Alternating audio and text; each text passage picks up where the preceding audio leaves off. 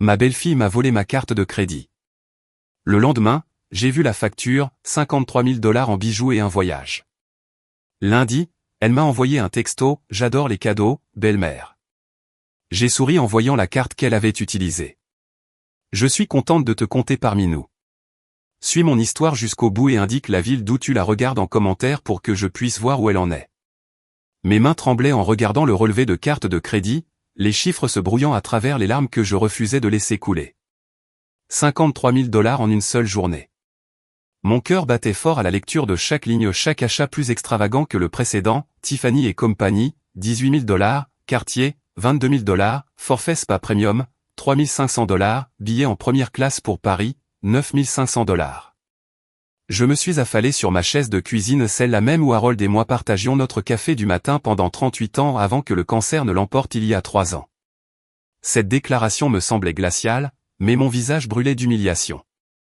Comment avais-je pu être aussi stupide, aussi confiante? Le pire, ce n'était pas l'argent. 53 000 $, c'était plus que ce que j'avais jamais dépensé pour moi-même en un an. Le pire, c'était le SMS arrivé ce matin joyeux et moqueur. J'adore les gourmandises, belle-mère. Merci d'être si généreuse, Zuri. Je l'ai relu, la poitrine serrée à chaque mot, la cruauté désinvolte, l'idée que j'allais l'accepter ou que j'étais trop vieille, trop faible, trop dépendante du maintien de la paix pour me défendre. Mon téléphone a vibré à nouveau. Un autre message de Zuri, Tyson et moi passons un séjour formidable à Paris. La suite est incroyable.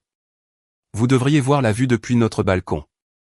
Des photos étaient jointes, ma belle-fille posant dans ce qui ressemblait à un hôtel 5 étoiles, portant des bijoux que je ne pourrais jamais m'offrir.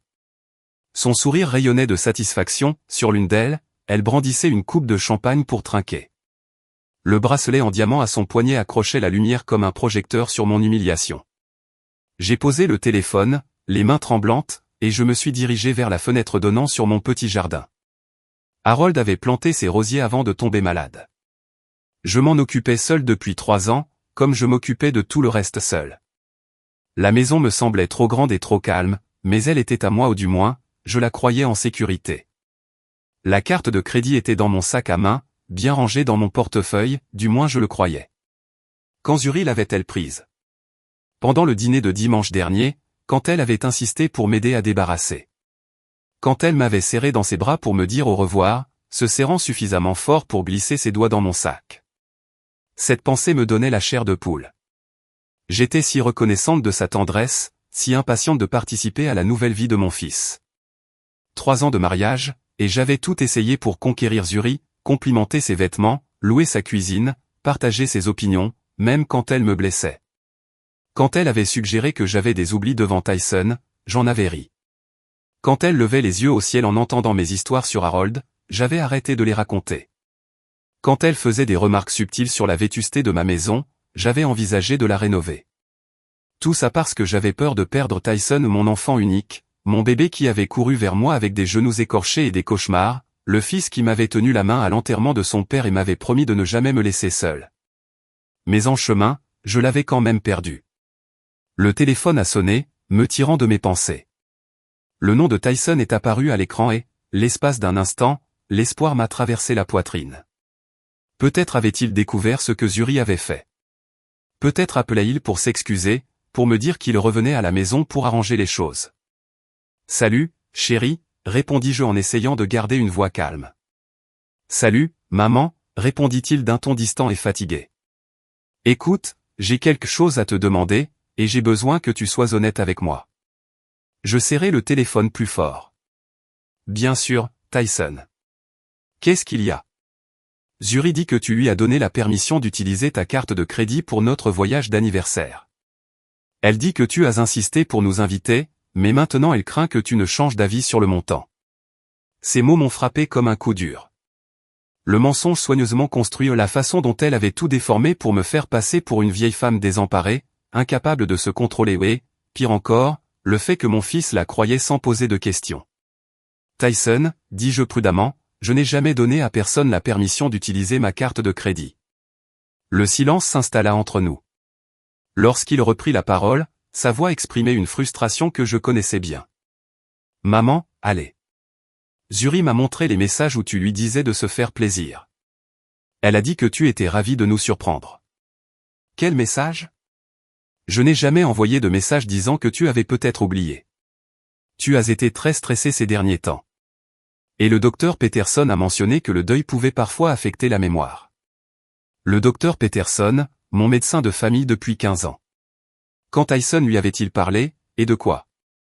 Je me souviens parfaitement de ce que j'ai dit et fait, ai-je répondu d'une voix plus sèche que je ne le voulais. Quelqu'un a utilisé ma carte de crédit sans autorisation. C'est un vol, Tyson. Une autre pause. Écoute, on en reparlera à notre retour, d'accord? Je ne veux pas gâcher notre voyage à cause d'un malentendu. Un malentendu? Les mots me sont sortis sans que je puisse les retenir. 53 000 $, ce n'est pas un malentendu. Sa voix s'éteignit. Maman, ce n'est pas. Zuri a dit que c'était juste quelques milliers pour l'hôtel et quelques souvenirs. Pendant un instant, aucun de nous ne parla. J'entendis un changement dans sa voix ou une brèche dans la certitude que Zuri l'avait nourrie. Tyson, dis-je doucement, vérifie les bagages de ta femme à ton retour. Vérifie sa boîte à bijoux, et demande-toi si quelques milliers de dollars auraient pu lui permettre d'acheter ce qu'elle porte sur les photos qu'elle publie. J'ai raccroché avant qu'il puisse répondre, mes mains tremblant si fort que j'avais du mal à poser le téléphone. Le silence qui a suivi était différent de ma solitude habituelle. Ce n'était pas le doux silence d'une maison vide, c'était l'écho sourd d'une trahison. J'avais passé 3 ans à essayer d'acheter un amour qui n'était jamais à vendre, à essayer de gagner l'approbation de quelqu'un qui ne me voyait que comme un compte bancaire pratique. Mais en regardant ce relevé de carte de crédit, quelque chose d'autre a commencé à bouillonner sous la douleur, quelque chose que je n'avais pas ressenti depuis des années. Quelque chose qui m'a fait me redresser et prendre mes lunettes de lecture pour examiner ses frais plus attentivement, car il y avait quelque chose que Zuri ne savait pas à propos de cette carte de crédit en particulier, quelque chose qui pourrait tout changer. Je n'ai pas pu dormir cette nuit-là. Chaque fois que je fermais les yeux, je voyais le sourire suffisant de Zuri sur ses photos de Paris. J'entendais la cruauté désinvolte dans sa voix lors d'innombrables dîners de famille. Comment avais-je pu être aussi aveugle? Comment avais-je pu laisser cela perdurer si longtemps? Les souvenirs me sont revenus comme un barrage rompu. Le premier signe avant-coureur aurait dû être le jour même de leur mariage, quand Zuri avait oublié de me réserver une place à la table familiale. J'avais passé la réception assis avec les cousins âgés d'Harold, à regarder mon fils danser avec sa nouvelle épouse, tandis qu'elle évitait délibérément de me regarder dans les yeux.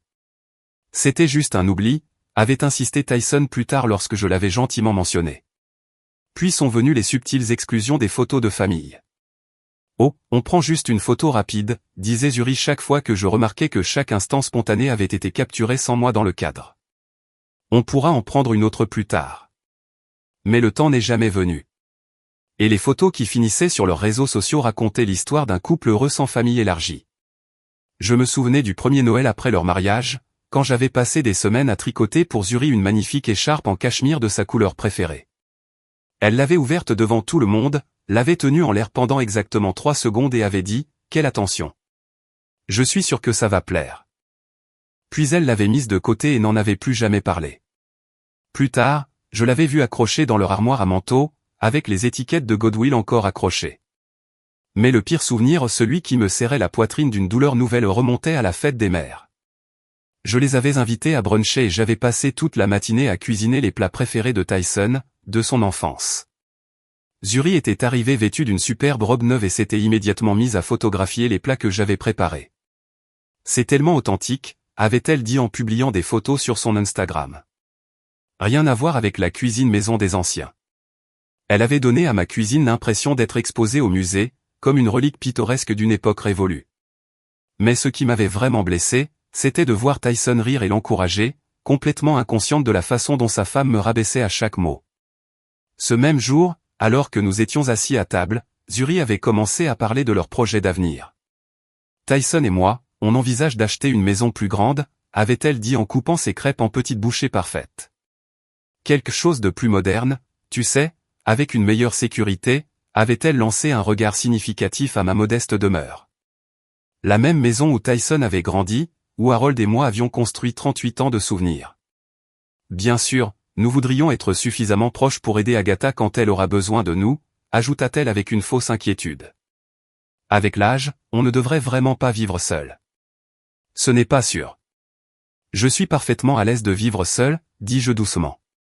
Oh, je sais que tu le penses, répondit Zuri, son sourire immuable. Mais les choses peuvent changer si vite à ton âge. Troubles de mémoire, chute, confusion concernant les médicaments. Tyson et moi, on s'inquiète constamment.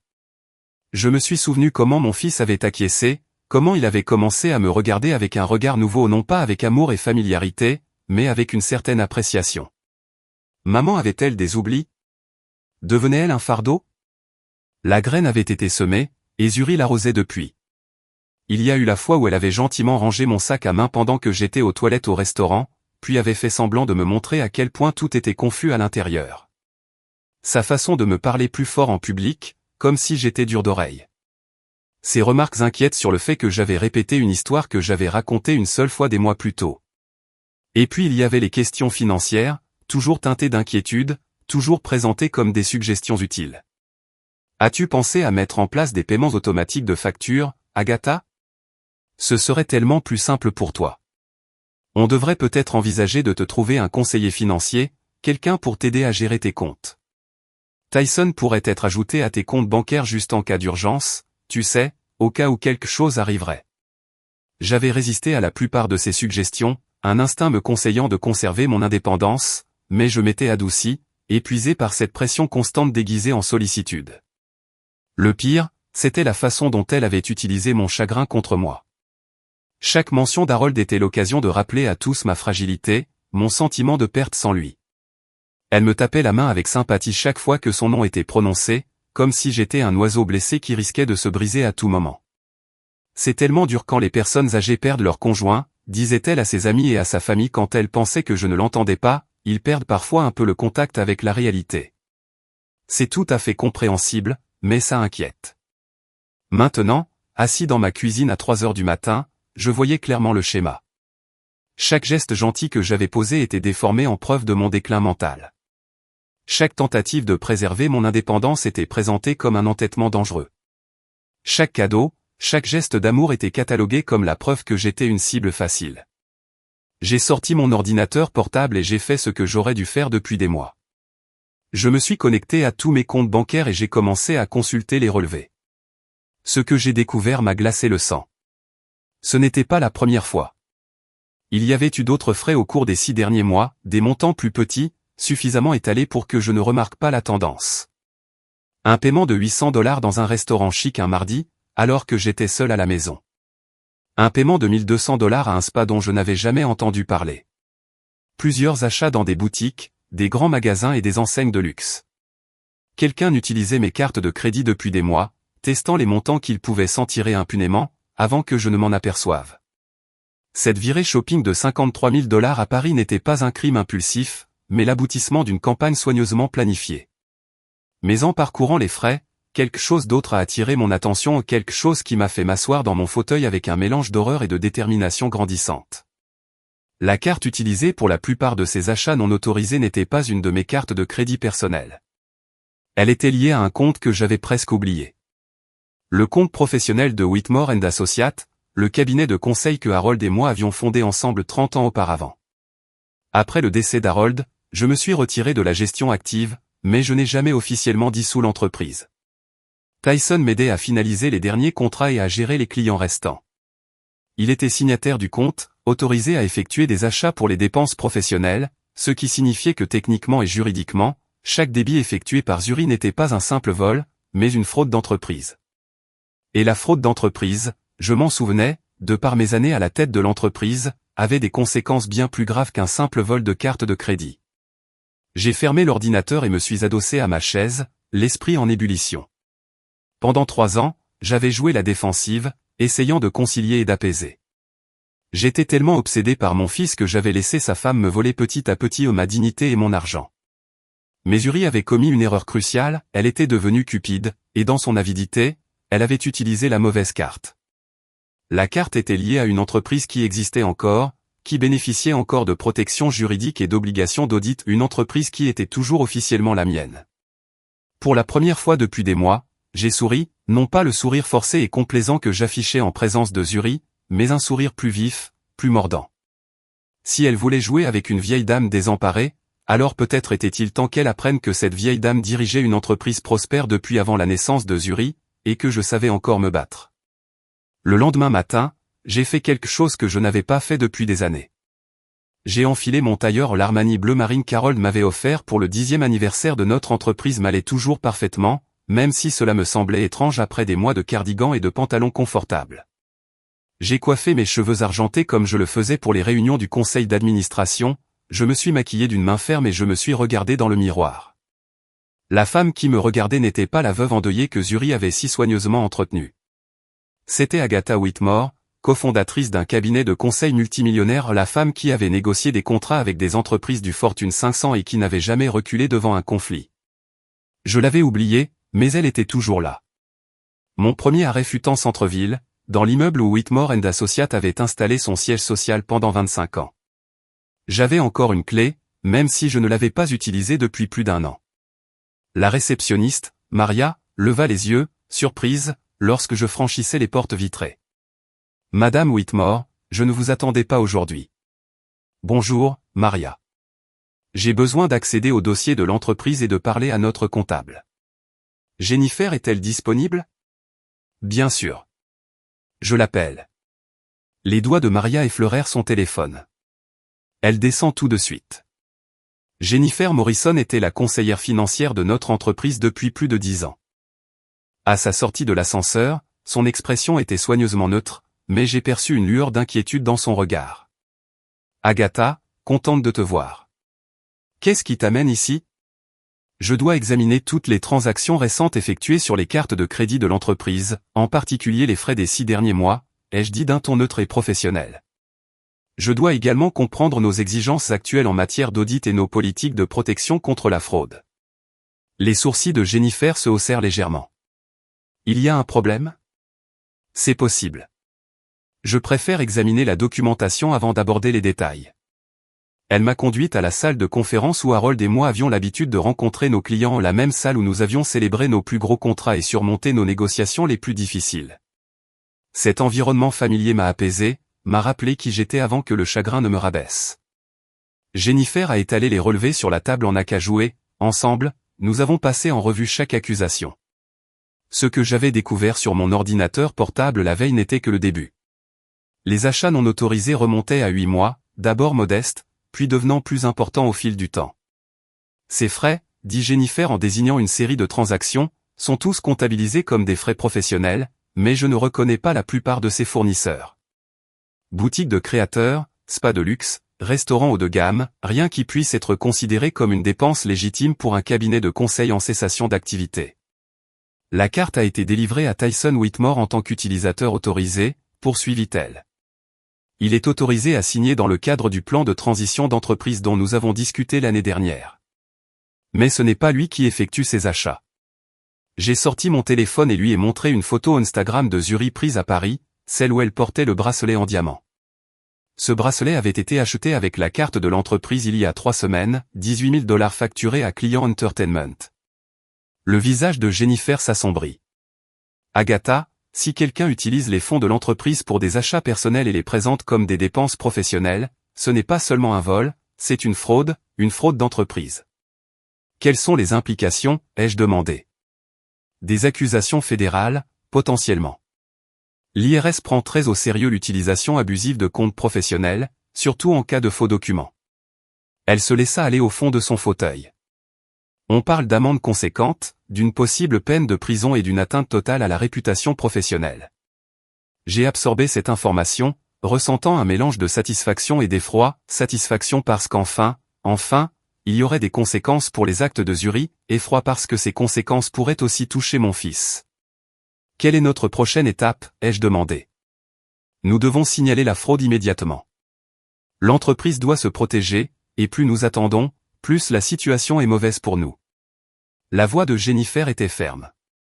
Je vais devoir tout documenter et prévenir notre équipe juridique. Quant à Tyson, il est l'utilisateur autorisé. Cela dépend s'il était au courant des frais non autorisés. S'il était complice, il est tout aussi responsable. S'il n'était pas au courant, il pourrait être protégé, mais il devra quand même faire face à de sérieuses questions quant à ses responsabilités de surveillance. J'ai regardé les relevés étalés sur la table, pensant à mon fils. Était-il au courant? Était-il au courant que sa femme utilisait les fonds de l'entreprise pour ses virées shopping? Ou était-il autant victime de sa manipulation que moi? Je dois d'abord lui parler, ai-je finalement dit, avant de déposer quoi que ce soit d'officiel. Jennifer semblait mal à l'aise. Agatha, je comprends que c'est ton fils, mais légalement, l'entreprise a des obligations, dit-elle. Alors on fait ce qu'on a à faire. Elle hocha la tête à contre-cœur. Mais plus aucun débit ne peut être effectué sur cette carte. Je bloque le compte immédiatement. J'ai passé le reste de la journée dans mon ancien bureau à téléphoner et à examiner des dossiers. Le soir, j'avais une vue d'ensemble des dégâts et un plan pour la suite. Zuri avait volé près de 75 000 $ en 8 mois où tout était documenté et traçable. Cette nuit-là, j'ai fait quelque chose que je n'avais jamais fait auparavant. J'ai utilisé le double de la clé que Tyson m'avait donnée et je suis entré chez lui alors qu'ils étaient encore à Paris. Je n'étais pas là pour fouiner ou recueillir des preuves. J'en avais déjà beaucoup. J'étais là pour comprendre, pour voir comment ils vivaient, comment ils envisageaient l'argent, comment ils voyaient leur avenir. Leur maison était magnifique, je devais l'admettre, des meubles chers, des œuvres d'art qui coûtaient probablement plus cher que ce que je dépensais en épicerie en un an, une collection de vins digne d'un magazine. Mais en parcourant les pièces, j'ai remarqué autre chose, des factures, des piles de factures, certaines marquées comme en souffrance, éparpillées sur le comptoir de la cuisine comme des accusations, des relevés de cartes de crédit montrant des soldes qui faisaient pâlir mon vol en comparaison, des paiements hypothécaires en retard de plusieurs mois, un avis de leur concessionnaire automobile concernant des paiements manqués sur la BMW de Zuri. Ils croulaient sous les dettes, menaient un train de vie inabordable, conservaient des apparences qui les étranglaient peu à peu financièrement. Et mon argent, celui de mon entreprise, les maintenait à flot. J'ai trouvé le coffret à bijoux de Zuri dans leur chambre, un objet massif qui semblait appartenir à un musée. Il était rempli de pièces que j'avais reconnues grâce au relevé de cartes de crédit, les boucles d'oreilles en diamant de mars, le collier de perles d'avril, le bracelet tennis de mai et une chronologie des vols exposés comme des trophées. Mais c'est ce que j'ai trouvé dans le tiroir du bas qui m'a véritablement choqué, un dossier intitulé « Planification financière » contenant des recherches détaillées sur mes biens. Des copies imprimées des registres fonciers indiquant la valeur de ma maison. Des copies de la nécrologie d'Harold mettant en évidence ses réalisations professionnelles. Des recherches sur Internet concernant les lois sur les successions et les procédures de procuration. Au bas du dossier se trouvait une note manuscrite rédigée avec soin par Zuri. La chronologie a établi un schéma de confusion. Problème de mémoire. Ajout au compte avant l'été. Assistant personnel avant Noël. Accès complet sous 18 mois. Mes mains tremblaient en le relisant, 18 mois. Elle planifiait cela depuis 18 mois, s'efforçant systématiquement de prendre le contrôle de tout ce qu'Harold et moi avions construit ensemble. Le vol de cartes de crédit n'était pas une question d'appât du gain, c'était un essai pour quelque chose de bien plus vaste. J'ai photographié les documents avec mon téléphone, le cœur battant si fort que j'avais peur que l'appareil ne tremble. Puis j'ai soigneusement tout remis en place, exactement comme je l'avais trouvé, et j'ai quitté leur maison. De retour à la maison, je me suis servi un verre du meilleur scotch d'Harold et je me suis assis dans son vieux fauteuil, pensant que Zuri n'était pas seulement une belle fille manipulatrice, mais une prédatrice qui m'avait identifié comme une proie et qui me traquait systématiquement depuis plus d'un an. Mais elle avait commis une erreur cruciale dans sa planification, elle avait supposé que j'étais exactement ce que je paraissais être, une veuve solitaire et accablée de chagrin, reconnaissante de toute attention et facile à contrôler. Elle n'avait jamais imaginé que sous cette veuve vivait une femme qui avait bâti et dirigé une entreprise prospère pendant 30 ans ou une femme qui comprenait les contrats, l'influence et l'art de la négociation ou une femme qui venait de découvrir que son adversaire jouait aux dames alors qu'elle s'apprêtait à déchaîner les échecs. Mon téléphone a vibré. Un texto de Tyson, je rentre demain. On devrait parler. J'ai souri en tapant ma réponse, oui, on devrait. Passe dimanche soir. Amen Zuri. Il y a quelque chose dont on doit tous discuter. J'ai appuyé sur « Envoyer » et j'ai fini le scotch d'Harold. Dimanche s'annonçait vraiment très intéressant. Le dimanche soir arriva avec cette fraîcheur automnale qui me fit apprécier la chaleur de ma cuisine. J'avais passé la journée à préparer le plat préféré de Tyson, un rôti braisé avec tous ses accompagnements, le même dîner que je préparais pour son retour à la maison depuis son enfance. Mais ce soir, ce n'était pas la nostalgie. Ce soir, c'était la vérité. Ils sont arrivés pile à l'heure. Zuri, radieuse dans ce que je reconnaissais maintenant comme une nouvelle tenue de créateur, probablement achetée avec l'argent volé. Son bracelet en diamant a brillé lorsqu'elle m'a serré dans ses bras le même bracelet que j'avais vu sur le relevé de carte de crédit de l'entreprise. « Agatha, tu es magnifique, dit-elle. Ma chérie, ma belle. J'espère que tu n'étais pas trop inquiète pour nous.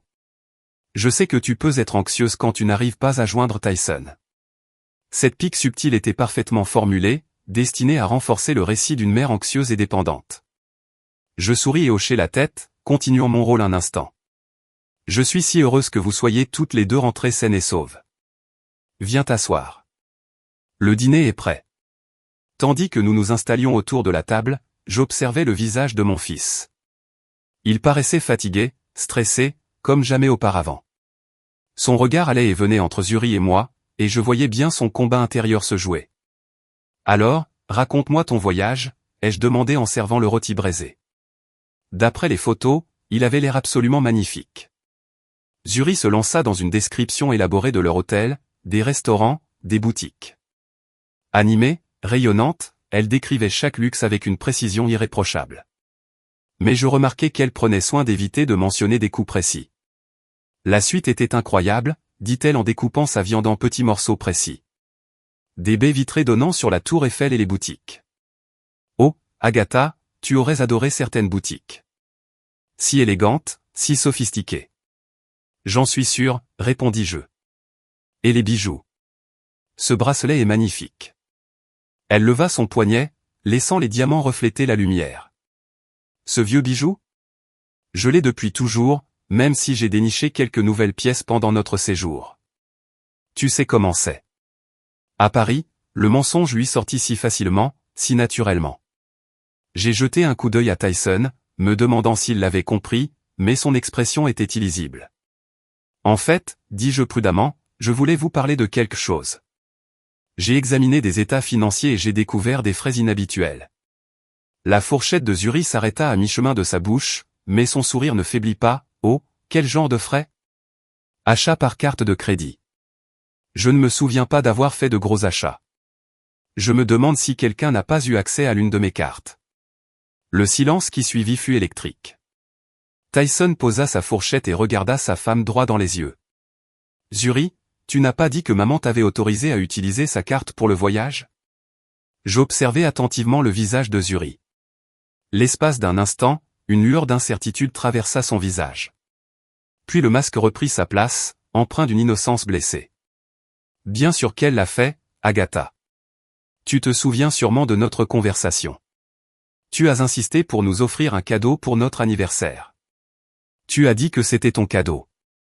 De quelle conversation s'agissait-il, demandai-je doucement. Celle que nous avons eue dimanche dernier après le dîner. Tu m'as raccompagné à la voiture et tu m'as glissé la carte entre les mains. Tu as dit que tu voulais que nous fassions un voyage spécial, qu'Harold aurait souhaité que tu sois généreuse avec ta famille.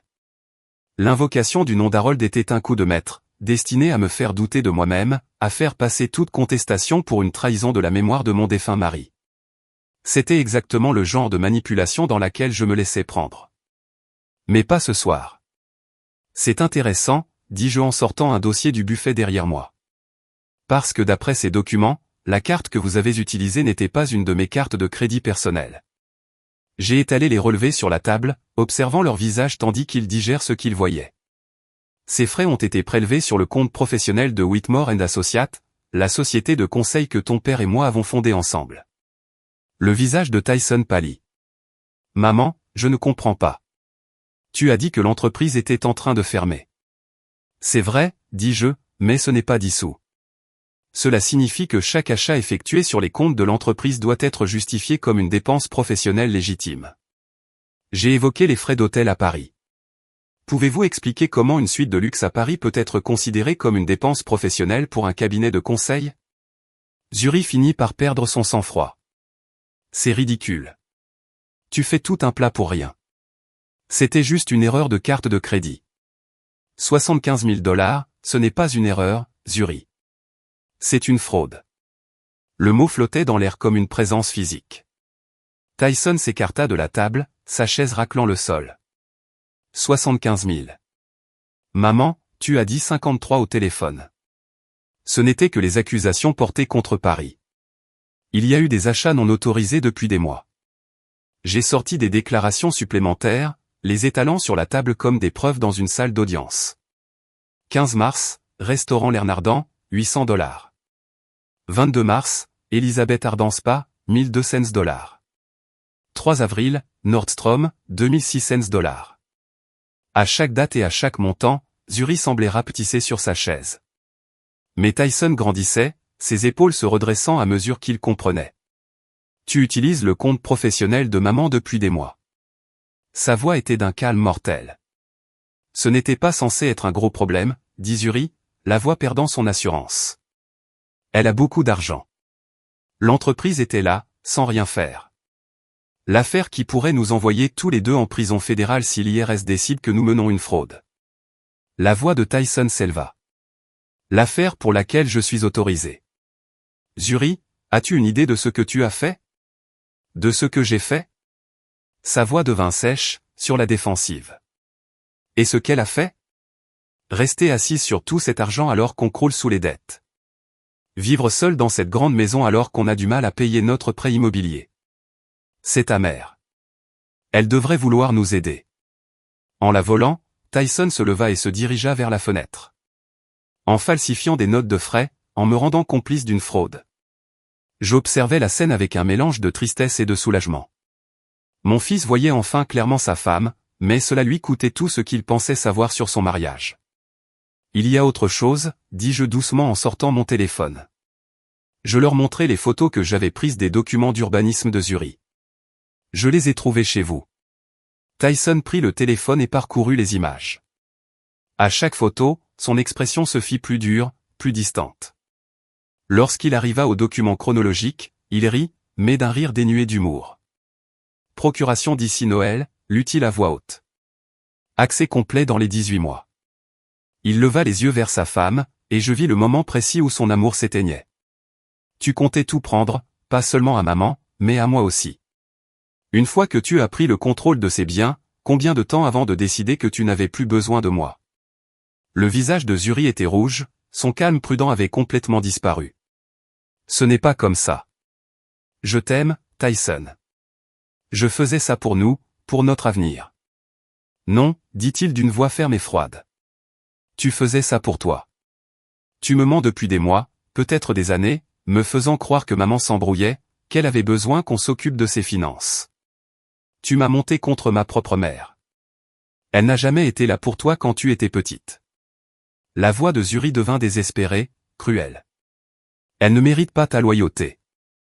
Arrête. Le mot résonna comme un coup de fouet. Le visage de Tyson était impassible. N'ose pas parler de ma mère comme ça. Elle a travaillé pour subvenir à nos besoins après la mort de papa. Elle a monté une entreprise qui m'a permis d'aller à l'université et qui nous a donné les bases de tout ce que nous avons. Tout ce qu'on avait, corrigea Zuri avec amertume, parce que maintenant on va tout perdre, n'est-ce pas? La maison, les voitures, tout. Tout ça parce que tu ne peux pas tenir tête à ta chère maman. Je me suis levé lentement, ressentant chacun de mes 65 ans. En fait, Zuri, ça dépend entièrement de la suite. Tous deux se tournèrent vers moi au Tyson avec espoir, Zuri avec calcul. J'ai parlé à l'équipe juridique de notre entreprise. La plainte pour fraude n'a pas encore été déposée. Les accusations pourraient encore être réglées comme une affaire familiale, avec remboursement avec intérêt et pénalité. Pas de poursuite pénale, pas d'enquête fédérale.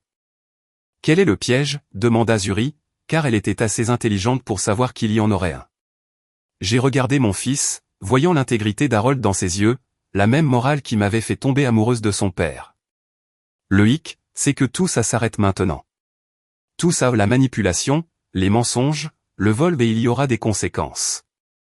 Pour la première fois en 3 ans, je n'étais plus la veuve vulnérable implorant des miettes d'affection. J'étais Agatha Whitmore, et j'en avais assez d'être la victime de qui que ce soit. Le silence dans ma salle à manger était tendu comme un fil, prêt à rompre. Zuri était assise, raide sur sa chaise, sa robe de créateur ressemblant soudain à une armure qui ne l'avait pas vraiment protégée. Tyson se tenait près de la fenêtre, son reflet fantomatique dans la vitre sombre, les épaules courbées sous le poids de tout ce qu'il venait d'apprendre. Quelles conséquences? Demanda Zuri d'une voix soigneusement contrôlée, mais je percevais la peur qui se cachait derrière. Je me suis dirigé vers mon bureau et j'ai récupéré un dossier en papier craft que j'avais préparé plus tôt. À l'intérieur se trouvaient des documents qui allaient tout changer. Tout d'abord, dis-je en me rasseyant sur ma chaise, le dossier sur les genoux, vous allez me retourner chaque article acheté avec les fonds de l'entreprise, chaque bijou, chaque tenue de créateur, chaque article de luxe. J'ai des photos et des reçus pour tout. La main de Zuri se porta instinctivement à son bracelet en diamant. C'est impossible. Certaines de ces choses étaient des cadeaux. Ou alors je les ai déjà portées. Alors vous rendrez ce que vous pourrez et paierez comptant ce que vous ne pourrez pas, ai-je interrompu. Au prix de détail, pas au prix que vous pourriez obtenir en les vendant d'occasion. Avec quel argent, rétorqua-t-elle, son masque tombant enfin complètement. Tu sais qu'on n'a pas autant d'argent. Alors tu trouveras une solution. Trouve-toi un travail, vends ta voiture, réduis ton train de vie. J'ai ouvert le dossier et sorti le premier document. Parce que l'alternative, c'est des accusations fédérales pour fraude, et je ne pense pas que l'orange soit vraiment ta couleur. Tyson se détourna de la fenêtre, le visage hagard. Maman, quoi d'autre? Tu as dit, conséquences au pluriel. C'était le moment le plus difficile, le moment que j'appréhendais et attendais avec impatience. J'ai sorti un deuxième jeu de papier. Zuri signera un billet à ordre pour la totalité du montant volé, plus les intérêts et les pénalités aux 78 467 $ à rembourser sur 5 ans au taux du marché. Soit près de 16 000 $ par an. La voix de Zuri monta jusqu'à devenir presque un cri. On ne peut pas se le permettre. Tu aurais dû y penser avant de décider de financer ton train de vie avec mon argent. Je gardais un ton neutre, professionnel. Mais ce n'est pas tout. Vous signerez également une déclaration reconnaissant l'utilisation non autorisée des fonds de l'entreprise, que je conserverai comme garantie contre tout malentendu futur. Le visage de Zuri était devenu pâle sous son maquillage expert. Tu essaies de me détruire. Non, Zuri. Tu t'es détruite. Je m'assure juste que tu ne puisses détruire personne d'autre. J'ai sorti le dernier document, celui qui ferait le plus mal, mais qui était absolument nécessaire. Et tu accepteras de ne plus avoir de contact avec moi à l'avenir. Plus de repas de famille, plus de fêtes, plus de tentatives de réconciliation. Tu resteras loin de chez moi, de mon entreprise et de ma vie. Tu ne peux pas faire ça. Zuri se leva d'un bond, sa chaise raclant le sol. Tu ne peux pas me couper de ma famille. Et Tyson? Et mes futurs petits-enfants? J'ai regardé mon fils, lisant la douleur dans ses yeux, mais aussi autre chose, du soulagement, comme si un poids qu'il portait sans le savoir s'allégeait enfin. Tyson est mon fils, et il sera toujours le bienvenu chez moi. Mais tu as prouvé qu'on ne peut pas te faire confiance, et je ne me laisserai plus manipuler. C'est de la folie, dit Zuri, arpentant la pièce comme un animal en cage. Tu brises notre mariage à cause d'argent, à cause d'un malentendu. Je ne romps rien, répondis-je calmement. Je me protège simplement de quelqu'un qui, depuis 3 ans, essaie systématiquement de nous voler tout ce que mon mari et moi avons gagné. Ce que vous et Tyson décidez de faire de votre mariage ne regarde que vous. Tyson prit enfin la parole, d'une voix douce mais ferme. Elle a raison, Zuri, sur toute la ligne. Tyson, tu ne peux pas sérieusement prendre son parti. Il n'y a pas de camp ici, dit-il en se tournant vers sa femme. Il y a le bien et le mal, et ce que tu as fait était mal. Pas seulement le vol, mais le mensonge, la manipulation, la tentative de me monter contre ma propre mère. L'expression de Zuri changea, devenant suppliante, désespérée. Bébé, s'il te plaît. J'ai fait des erreurs. Oui, mais je le faisais pour nous, pour notre avenir. Ta mère a plus d'argent qu'elle ne pourra jamais en dépenser, et nous sommes en difficulté. J'essayais juste d'équilibrer les choses en fraudant. En prévoyant de la faire déclarer incompétente pour que tu puisses tout voler. La voix de Tyson se faisait plus forte, 3 ans de frustration contenue s'exprimaient enfin. J'ai lu ces documents, Zuri. Ton calendrier, tes projets. Tu n'essayais pas d'améliorer notre mariage. Tu prévoyais aussi de te débarrasser de moi, une fois que tu aurais pris le contrôle des biens de maman. Ce n'est pas vrai. Expliquez ensuite les recherches sur les accords de divorce dans le même dossier. Expliquez pourquoi vous cherchiez comment protéger les biens lors d'une procédure de dissolution du mariage. La bouche de Zuri s'ouvrit et se referma silencieusement. Elle avait été complètement prise au piège, et pour la première fois depuis que je la connaissais, elle n'avait aucune réaction intelligente. Je me suis levé, me sentant plus fort que jamais. Vous avez 48 heures pour décider, soit vous signez les accords et on gère ça en privé, soit je dépose plainte pour fraude et je laisse le gouvernement fédéral s'en occuper. À vous de choisir. Et si je refuse, si je te mets au défi? Sa voix était faible. J'ai souri et ce n'était pas une expression agréable. Et c'est moi. J'ai passé 30 ans dans les affaires, Zuri. J'ai négocié avec des cadres qui te mangeraient au petit déjeuner et utiliseraient tes os comme cure-dents. Tu n'es pas aussi intimidant que tu le penses. Quelque chose dans mon ton a dû la convaincre, car sa posture provocante s'est effondrée. Elle a regardé autour d'elle comme si elle la voyait pour la première fois vraiment. Les photos de famille où elle n'était pas présente. Les meubles confortables et usés qui témoignaient de décennies de bonheur authentique. La preuve d'une vie fondée sur l'amour et le travail acharné plutôt que sur la manipulation et le vol. Ce n'est pas fini, dit-elle finalement, mais ces mots manquaient de conviction. Oui, c'est vrai, répondis-je. C'est fini depuis que tu as décidé de me voler. Tu ne t'en étais juste pas encore rendu compte. Zuri attrapa son sac à main et se dirigea vers la porte, puis se retourna une dernière fois. Vous le regretterez tous les deux, quand vous serez seuls dans cette maison, sans famille. Vous vous souviendrez de cette nuit. Je suis seul depuis 3 ans, Zuri. La seule différence, c'est que maintenant je n'aurai plus à faire semblant. Elle claqua la porte si fort que les fenêtres s'ébranlèrent. Dans le silence qui suivit, Tyson et moi restâmes à nous regarder par-dessus les décombres de notre famille brisée. Maman, dit-il finalement, la voix brisée. Je suis tellement désolé. J'aurais dû le voir. J'aurais dû te protéger. Je m'approchai de lui et pris ses mains dans les miennes, les mêmes que j'avais tenues lorsqu'il était un petit garçon effrayé et en proie à des cauchemars. Tu as été manipulé par quelqu'un de très doué. Elle s'entraîne probablement depuis des années sur d'autres personnes dans d'autres relations. Mais j'aurais dû m'en douter. Tu es ma mère. J'aurais dû te faire confiance plutôt qu'à elle. Le deuil nous rend tous vulnérables, ma chérie. Après la mort de ton père, j'étais vulnérable aussi. Je voulais tellement faire partie de ta nouvelle vie que j'ai ignoré les signes avant-coureurs. On a tous les deux fait des erreurs. Il m'a serré dans ses bras, puis dans cette étreinte féroce et désespérée qu'on avait partagée aux funérailles d'Harold. Lorsqu'il a finalement reculé, ses yeux étaient humides mais déterminés. Qu'est-ce qui va se passer maintenant, toi et moi? J'ai regardé mon fils, je l'ai vraiment regardé. À un moment de la soirée, l'inconnu qui portait son visage depuis 3 ans avait disparu, et mon vrai fils était revenu. Le garçon qui m'avait aidé à planter des roses après la mort de son père. Le jeune homme qui m'avait appelé chaque semaine pendant sa première année d'université. Le fils qui avait promis de toujours prendre soin de moi. Maintenant, on va trouver comment redevenir une famille. Juste tous les deux, comme ça aurait dû être depuis toujours. Il hocha la tête en s'essuyant les yeux du revers de la main. Et Zuri. Zuri fera ce qu'elle a toujours fait. Elle retombera sur ses pieds, trouvera quelqu'un d'autre à manipuler, et recommencera le cycle. Mais ce n'est plus notre problème. Le lendemain matin, Tyson retournait dans sa chambre d'enfant. 3 jours plus tard, les contrats signés arrivaient sur le pas de ma porte, sans aucune note. En moins d'une semaine, des cartons commençaient à arriver chez moi, bijoux, vêtements de marque, chaussures de luxe, tous les trophées du vol de Zuri lui étaient restitués. Elle avait tenu parole, mais après tout, elle n'avait pas vraiment eu le choix. Les papiers du divorce furent déposés 2 semaines plus tard, invoquant des divergences irréconciliables.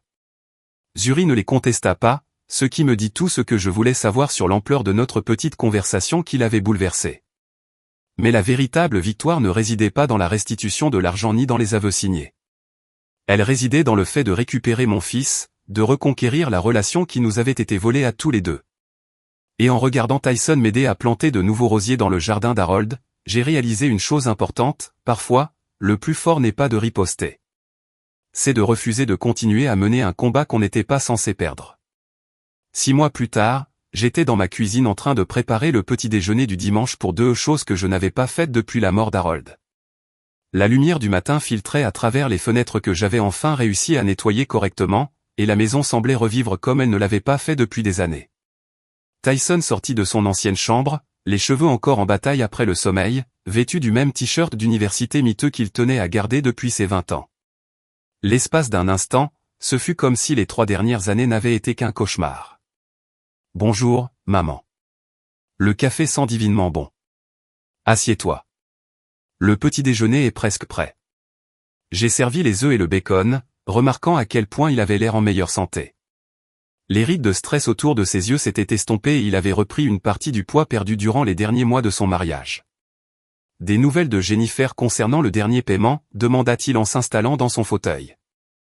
Il est arrivé hier, le dernier versement. Je versai du jus d'orange dans son verre. Le même rituel que nous avions pratiqué quand il était adolescent. Zuri a officiellement remboursé chaque centime avec intérêt. Et le compte professionnel est officiellement clôturé. Whitmore & Associates est enfin officiellement dissoute. Je m'assis en face de lui, plus légère que jamais depuis des années. Ton père aurait été fier de la façon dont nous avons géré les choses. Tyson hocha la tête, mais je voyais l'ombre qui traversait encore son visage chaque fois que nous parlions de Zuri. Le divorce avait été prononcé 3 mois auparavant, mais je savais qu'il était encore en train de digérer la trahison, d'accepter à quel point il avait été trompé. As-tu eu de ces nouvelles ? Demandai-je doucement. Au début, quelques textos tentaient de me faire comprendre, prétendant que je l'avais forcée à avouer des choses qu'elle n'avait pas faites. Il secoua la tête. Plus rien depuis 1 mois. Je crois qu'elle a enfin accepté que c'était fini. J'avais entendu dire par des connaissances communes que Zuri avait déménagé en Californie, soi-disant fiancé à un homme de 30 ans son aîné, possédant un patrimoine immobilier considérable. Le schéma se répétait, comme je l'avais prédit. Mais ce n'était plus mon souci. J'ai quelque chose à te dire, dis-je en posant ma tasse de café. Je pensais vendre la maison. La fourchette de Tyson s'arrêta à mi-chemin de sa bouche. Vraiment ? Pourquoi ? C'est trop grand pour moi maintenant, et honnêtement, il y a trop de souvenirs accrochés à ces murs. Certains bons, d'autres moins bons. Je pense qu'il est temps de prendre un nouveau départ. Où irais-tu ? J'ai souri, ressentant une bouffée d'excitation que je n'avais pas ressentie depuis des années. J'ai cherché des appartements en centre-ville, près du front de mer. Il y a un bel endroit avec de grandes baies vitrées donnant sur le port. C'est beaucoup plus facile à vivre pour quelqu'un de mon âge. Ça te va parfaitement, a-t-il dit, et j'ai perçu une joie sincère dans sa voix. Tu mérites de vivre dans un endroit où tu te sens excité au réveil. Et toi ? As-tu réfléchi à la suite ? Tyson vivait avec moi depuis la séparation, et même si j'étais ravi de l'avoir ici, je savais que ce n'était pas une solution permanente. Il avait 34 ans et avait besoin de reconstruire sa vie. En fait, je voulais t'en parler aussi. Il posa sa fourchette et me regarda droit dans les yeux. J'ai reçu une offre d'emploi ou une bonne.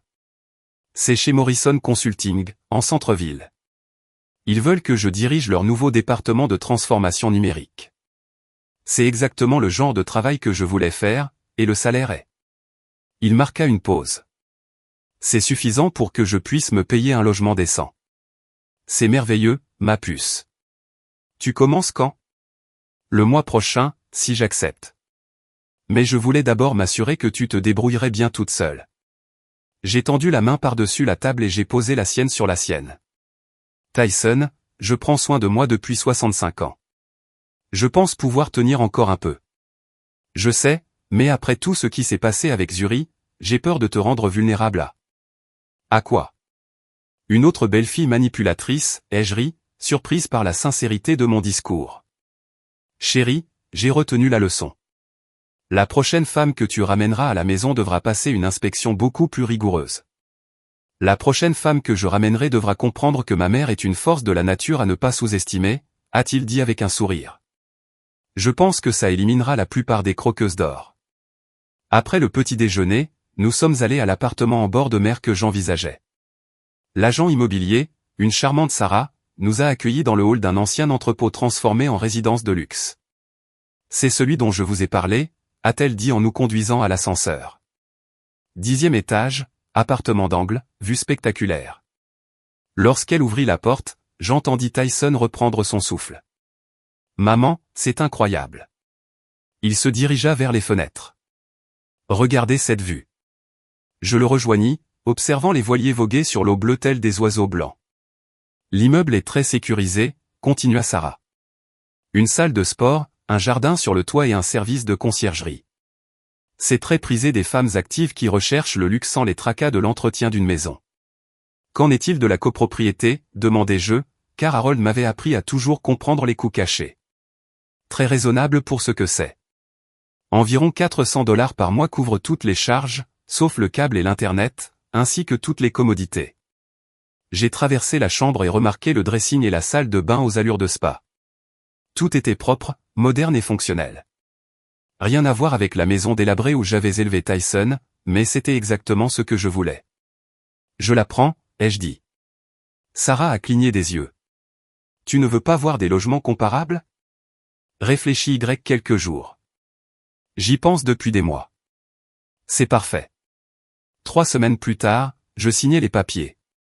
2 semaines plus tard, les camions de déménagement arrivaient à mon ancienne maison. Tyson avait pris quelques jours de congé pour faciliter la transition, et nous avons travaillé côte à côte, triant 40 ans de souvenirs accumulés. Et celle-ci, demanda-t-il en brandissant une photo de sa remise de diplôme. Zuri avait insisté pour la prendre, me découpant partiellement du cadre pour pouvoir se tenir plus près de Tyson. Des ordures, répondis-je sans hésiter. Et celle-ci? Une photo de famille de Noël dernier. On souriait tous d'un air figé autour du sapin. Des ordures. Maman, tu jettes tout ce qui représente Zuri. Exactement. Je ne garde pas de souvenir de quelqu'un qui a essayé de détruire notre famille. Il resta silencieux un instant, puis me montra une autre photo. Rien que nous deux sur la tombe d'Harold pour le 1er anniversaire de sa mort. Et celle-ci? Je la lui pris des mains, scrutant nos visages. Nous avions l'air perdus, en deuil, mais nous étions ensemble d'une authenticité qu'aucune des photos ultérieures avec Zuri n'avait jamais eue. Celle-là va dans ma chambre. Le soir, la maison était vide, à l'exception des quelques meubles que les nouveaux propriétaires avaient accepté d'acheter. Je me tenais dans le salon où j'avais passé tant de soirées avec Harold, où j'avais élevé mon fils, où j'avais été systématiquement rabaissé par une femme qui ne me voyait que comme un obstacle à surmonter. Des regrets? Demanda Tyson en me rejoignant sur le seuil. Aucun, répondis-je, sincèrement. Cet appartement était un véritable sanctuaire. J'y ai tout choisi, pour moi, sans tenir compte des préférences ou des besoins de quiconque. Je l'ai décoré avec simplicité mais élégance, avec des œuvres d'art que j'aimais et des meubles confortables plutôt qu'impressionnants. Lors de mon premier soir, je me suis assis sur mon nouveau canapé avec un verre de vin, regardant le coucher de soleil peindre le port de nuances dorées et roses. Mon téléphone a vibré, j'ai reçu un SMS de Tyson. Comment s'est passée ta première nuit dans ce nouveau resto? J'ai répondu, parfait. Absolument parfait. Dîner dimanche. J'ai trouvé ce super petit restaurant italien. C'est un rendez-vous, mais c'est moi qui paie. 3 mois après le début de ma nouvelle vie, j'ai fait quelque chose que je n'avais pas fait depuis des décennies. J'ai rejoint un club de lecture, puis un cours de photographie, puis un groupe de marche qui se réunissait tous les mardis matins au bord de l'eau. Je me faisais à nouveau des amis ou de vrais amis qui me connaissaient comme Agatha l'individu, et non comme Agatha la mère ou la victime. Un soir, en rentrant du club de lecture, j'ai trouvé Tyson qui m'attendait dans mon hall d'entrée, une bouteille de champagne et un grand sourire aux lèvres. « Qu'est-ce qu'on fête ?» ai-je demandé. « Ma promotion, ta liberté et le fait que nous ayons tous les deux survécu à la pire épreuve qui soit arrivée à notre famille et que nous en soyons sortis plus forts. » Nous sommes montés à mon appartement et avons ouvert le champagne sur mon balcon, regardant les lumières scintiller sur l'eau. « Je t'aime, maman, dit-il soudain. Et je suis désolé d'avoir mis si longtemps à retrouver ma vraie nature. Je t'aime aussi, ma chérie. Et je ne regrette rien. Vraiment? Même pas l'argent volé? Même pas ça? Parce que si Zuri n'avait pas été aussi gourmande, si elle n'avait pas commis cette erreur cruciale avec le compte professionnel, elle aurait peut-être réussi. Elle aurait peut-être obtenu une procuration, pris le contrôle de tout, et peut-être même m'aurait-elle déclarée incompétente. J'ai bu une gorgée de champagne, sentant les bulles danser sur ma langue. Au contraire, elle m'a appris que je suis bien plus forte que je ne le pensais. Que je n'ai pas besoin d'accepter des miettes d'affection de la part de gens qui ne m'aiment pas vraiment. Que je peux construire une vie qui m'appartient entièrement. Et maintenant? J'ai souri en regardant le port où les bateaux naviguaient librement sur l'eau, sans attache, se dirigeant vers la destination de leur choix. Ce que je veux. Pour la première fois de ma vie d'adulte, ce que je veux et pour la première fois depuis des années, c'était le plus beau des cadeaux. Maintenant, Je suis curieuse de savoir ce que vous pensez de mon histoire. Que feriez-vous à ma place? Avez-vous déjà vécu une expérience similaire? Laissez un commentaire ci-dessous. En attendant, je vous laisse découvrir 2 autres histoires qui sont parmi les préférées de la chaîne et qui vous surprendront certainement. Merci d'avoir suivi jusqu'ici.